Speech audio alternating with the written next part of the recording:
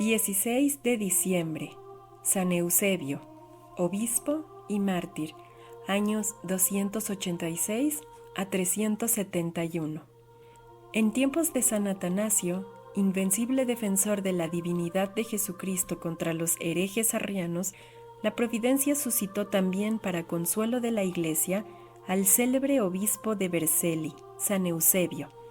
Este nombre, que significa piadoso, lo recibió, según algunos autores, en el bautismo que le administró el Papa San Eusebio. Los que tal afirman fijan su nacimiento en el año 286, pero otros opinan que el mencionado pontífice ya había muerto en el año 308, cuando vino al mundo el futuro obispo de Vercelli, cuya fecha de nacimiento ponen hacia el 315.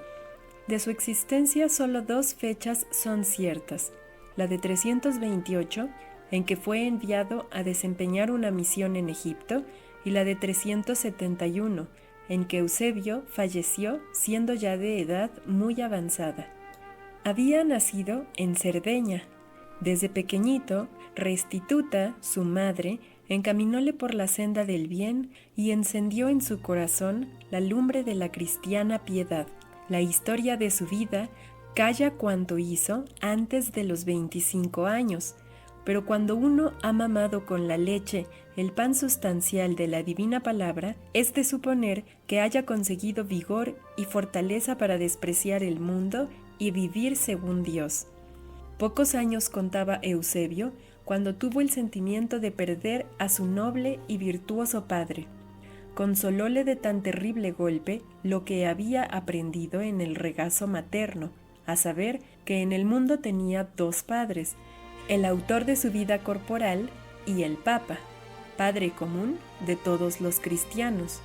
Partió pues hacia Roma, acompañado de su madre, y ambos fueron a echarse a los pies del sucesor de San Pedro. Eusebio experimentó suma alegría en tal ocasión. En aquella época surgían de todas partes herejes que intentaban desgarrar la túnica inconsútil del divino maestro, introduciendo cismas en la iglesia. Eusebio, que no podía comprender que un hijo se levantara contra su madre, aprestóse a la defensa de la mística esposa de Jesucristo, consagrándose asiduamente al estudio y a la oración, y llevando una vida tan pura que más que hombre parecía un ángel inflamado en el amor divino. Como se verá más adelante, dio asombrosa fecundidad a su apostolado, la pureza virginal que guardó siempre intacta. Nuestro Señor se dignó librarle, sin que él lo advirtiera, de las persecuciones de una mujer de mala vida. Estudió con asiduidad y aprovechamiento las artes liberales y las sagradas letras, y luego San Silvestre I le confirió los sagrados órdenes, excepto el sacerdocio. Pronto fue la admiración de los fieles de Roma, aquel clérigo de virtud consumada que con tan extraordinaria devoción ayudaba en las sagradas ceremonias, hacía de lector y anunciaba la divina palabra con el canto del Evangelio. Prendados de su exquisita y amable santidad, escuchábanle todos como a un oráculo y le veneraban como a escogido del Señor. El primer obispo de Vercelli. San Marcos, sucesor de San Silvestre, prendado de la virtud y extraordinaria sabiduría del piadoso clérigo, confirióle el sacerdocio en el 339.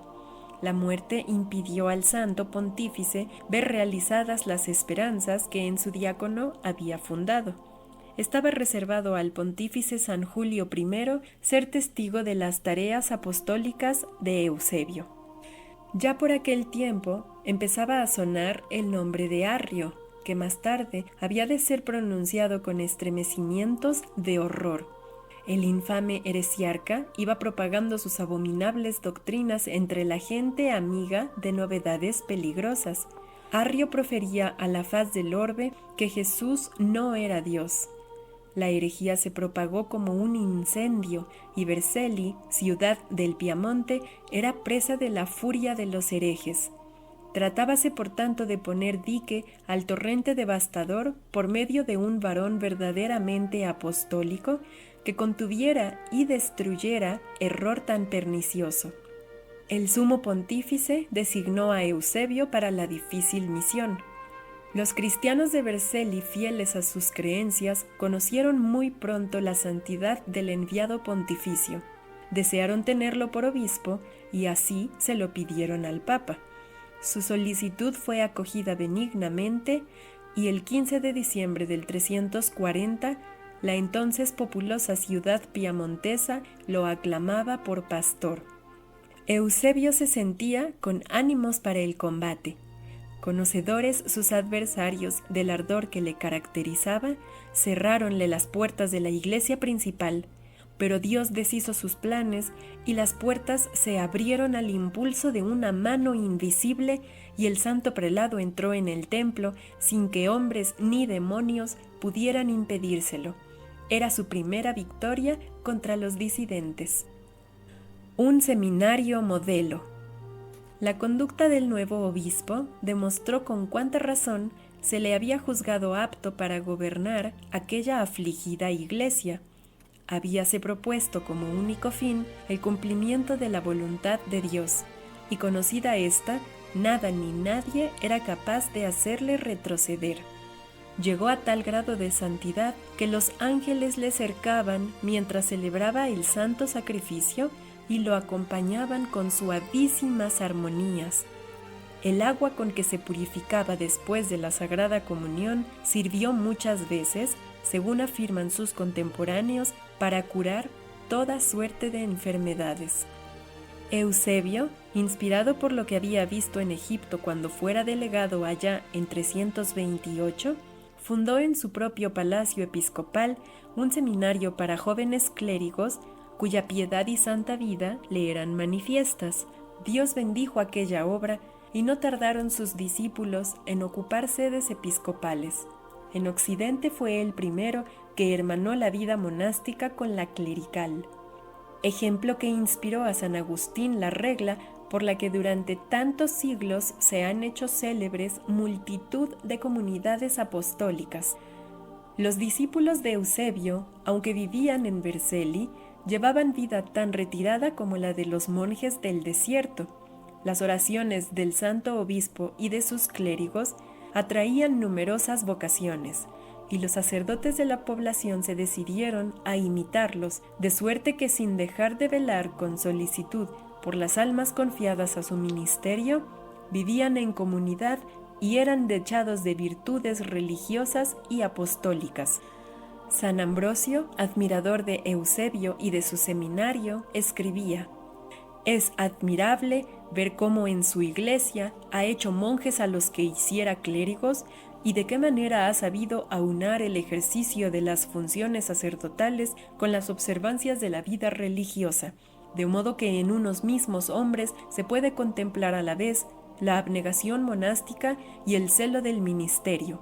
Los dormitorios de este cenobio os harían pensar en las instituciones orientales, y considerando la devoción de estos clérigos, creeríais contemplar a miembros de la orden angélica. Es una milicia celestial y evangélica ocupada día y noche en cantar las alabanzas del Señor, para apaciguar su cólera e implorar su misericordia sobre los hombres». Legado en las Galias. Concilio de Milán.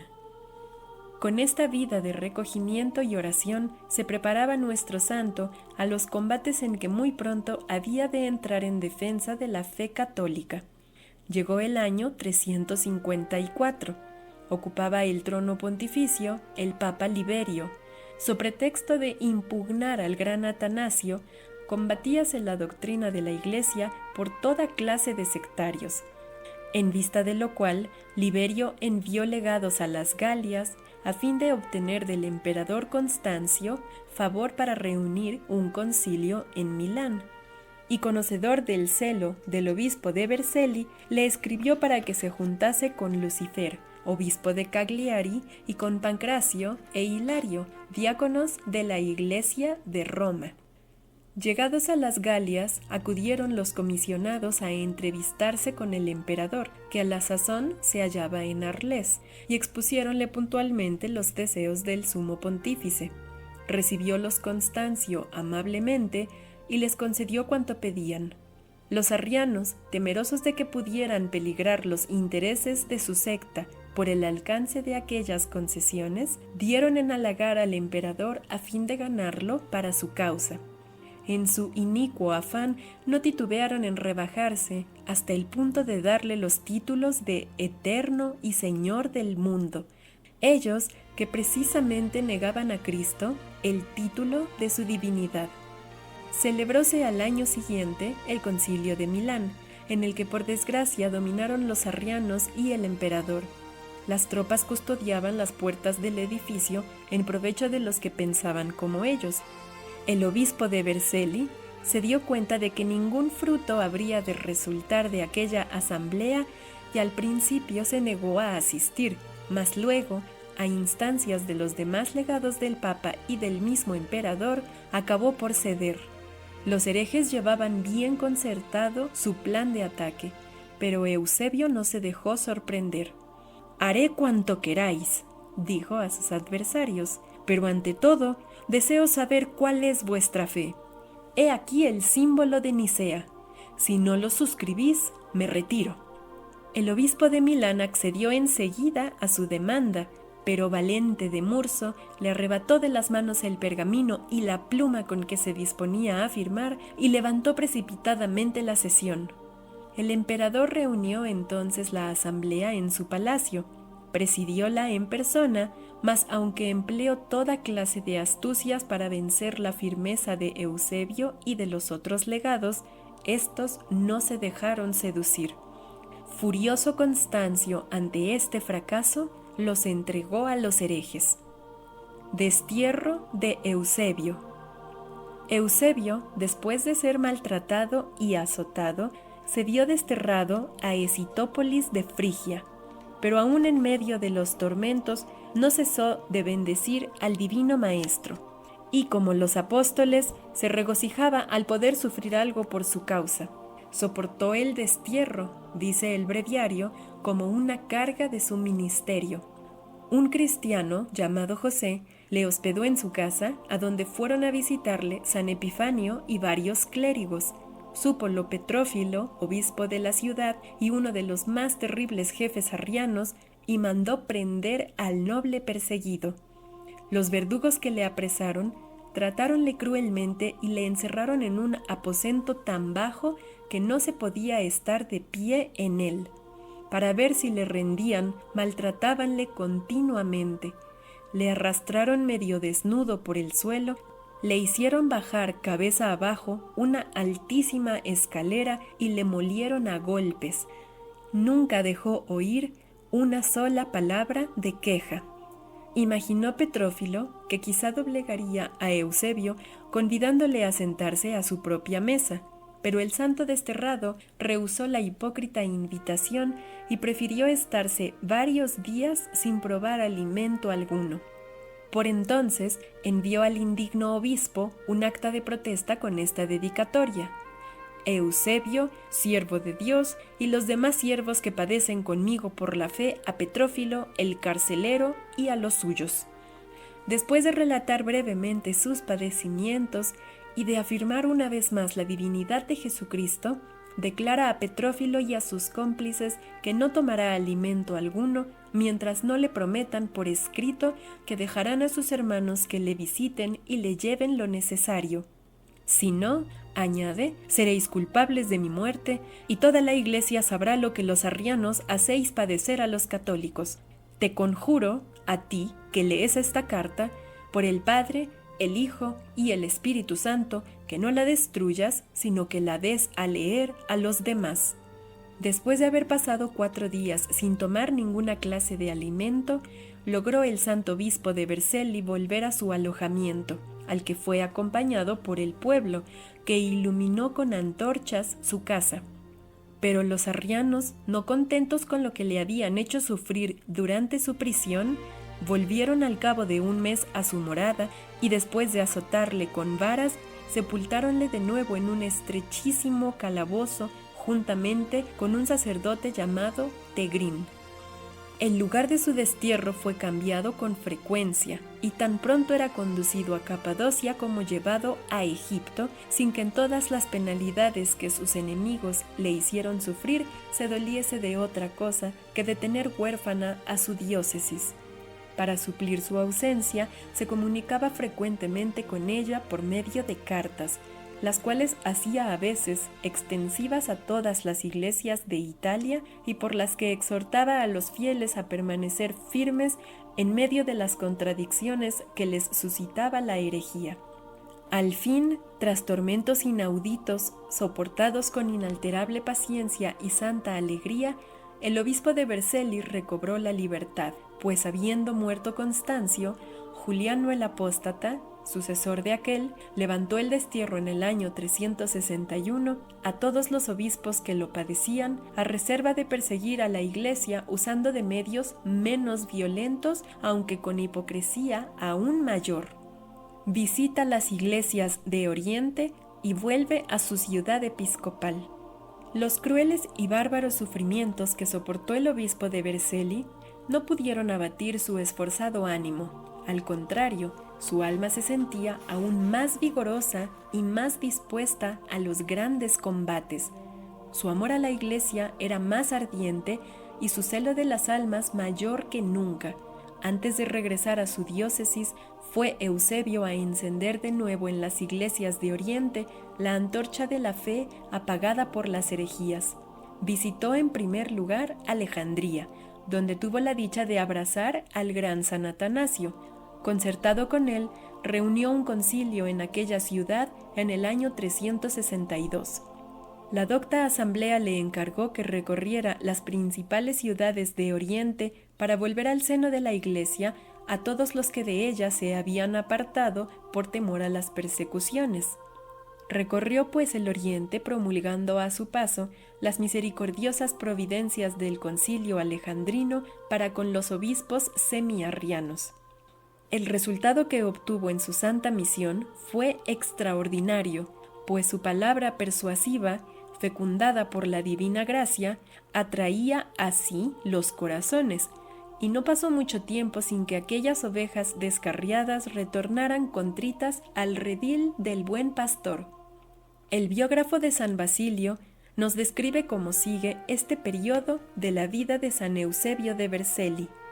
Sabemos por Teodoreto que este ilustre y generoso prelado, al ver la mayor parte de las iglesias faltas de pastores, se vestía de soldado y recorría con aquel disfraz Siria, Fenicia y Palestina, en donde ordenaba sacerdotes, diáconos y demás ministros, y si se encontraba con obispos católicos, se concertaba con ellos a fin de designar prelados para las iglesias que no los tenían, en lo cual consultaba más la ley soberana de la caridad que las reglas de detalle de la Iglesia. Y aunque donde ordenaba era jurisdicción de San Melesio, lo hacía con toda libertad, en vista de la necesidad y sin pretender usurpar los derechos del obispo desterrado, quien a su regreso ratificaría seguramente lo que el celo y el amor de Dios y del prójimo habían inspirado a Eusebio en su ausencia. También Italia había padecido bajo el poder del arrianismo y era necesario libertarla. Aunque agotado por la persecución y los trabajos apostólicos, el celoso defensor de la fe se dirigió con nuevo ardor hacia el glorioso campo de batalla. Antes había ido a postrarse a los pies del sumo pontífice para darle cuenta de su misión. El Papa, satisfecho, le otorgó su bendición y Eusebio se encaminó nuevamente a Vercelli. Cuando el pueblo supo que llegaba, salió a su encuentro y le recibió con entusiasmo indescriptible. En poco tiempo, y a fuerza de lágrimas, oraciones, ayunos, vigilias, mansedumbre e incansable energía, consiguió el santo volver a su redil, a las ovejas extraviadas, e infundió en sus diocesanos un intenso amor a nuestro Señor, tan inicuamente ultrajado por los herejes. Últimos años y santa muerte. El primer cuidado de Eusebio, una vez vuelto a su ciudad episcopal, fue reanudar la vida monástica con sus discípulos. Luego hizo edificar una iglesia en honor de San Teonesto, mártir, iglesia que erigió en catedral. Mas esto no bastaba a su infatigable actividad de apóstol. Tradujo al latín, purgando los de ciertos errores, los comentarios de Orígenes sobre los Salmos, y lo mismo hizo con los escritos de Eusebio de Cesarea. Mereció por todo esto que San Jerónimo lo colocara en el número de los escritores más célebres de la Santa Iglesia. Ferrario, obispo de Vercelli, hablando más tarde de su glorioso predecesor, decía: Eusebio, defensor de la fe católica, custodio fiel de su grey, protector de los errantes, padre de huérfanos y pobres, sostén celoso de viudas y huésped de peregrinos, hízose todo a todos y condujo a Cristo muchas almas. Existen dos versiones respecto al fin de Eusebio de Vercelli. Según la primera, el siervo de Dios tuvo revelación del cielo de su próxima muerte y del martirio que iba a coronar su carrera. Lleno de alegría, dio efusivas gracias al Señor y esperó la hora de la recompensa en el recogimiento y la oración. El obispo intruso de Milán, llamado Auxencio, promovió en aquella época una sedición y ordenó a sus secuaces los arrianos que hiciesen desaparecer a toda costa al obispo de Vercelli, su implacable adversario. Sin más tardanza, se encaminaron los herejes al palacio episcopal, apoderándose del heroico anciano, lo arrastraron por las calles y finalmente lo apedrearon hasta dejarlo exánime. Según la segunda versión, hoy día más aceptada, Eusebio, en el año 369, se había trasladado a Milán para sostener controversia con el hereje Auxencio, protegido de Valentiniano I, pero un edicto imperial mandó expulsarlo de dicha ciudad y tuvo que volver a Vercelli, donde, venerado por los fieles, entregó su alma a Dios el 1 de agosto del año 371.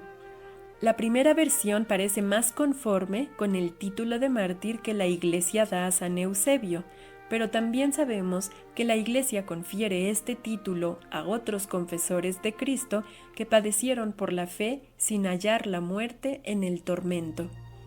La corona de San Eusebio, culto del santo. Cuando murió San Eusebio, algunos discípulos suyos gozaban ya de la visión de Dios. Más tarde acudieron a recibir el premio eterno muchos otros discípulos del santo que habían de formar en torno suyo una corona de gloria. Entre estos se contarían San Dionisio, obispo y mártir de Milán, San Limenio y San Honorato, obispos de Vercelli, y San Gaudencio, obispo de Novara. De San Ambrosio se conservan 2 sermones sobre la fiesta de San Eusebio. Pruébase en ellos que apenas muerto fue ya venerado como santo. Dicha fiesta celebróse en un principio el 1 de agosto, su dies natalis, pero Clemente VII, a fin de dejar la citada fecha libre para los santos macabeos, trasladó la conmemoración al 15 de diciembre, día en que San Eusebio fue consagrado obispo. Cuando Benedicto XIII, en el año 1728, señaló octava a la fiesta de la Inmaculada Concepción, trasladó la fiesta de San Eusebio al 16 de diciembre con rito semidoble. Finalmente, Pío XI, en 1924, la elevó a rito doble para Italia. En el tesoro de la Catedral de Vercelli se halla un manuscrito de los Evangelios que se cree obra de mano de nuestro santo obispo. Se invoca a San Eusebio contra las posesiones diabólicas y contra los incendios, sobre todo desde que Gregorio Turonense refirió haber salido ileso él mismo por intercesión del santo obispo de uno que amenazaba destruir su casa.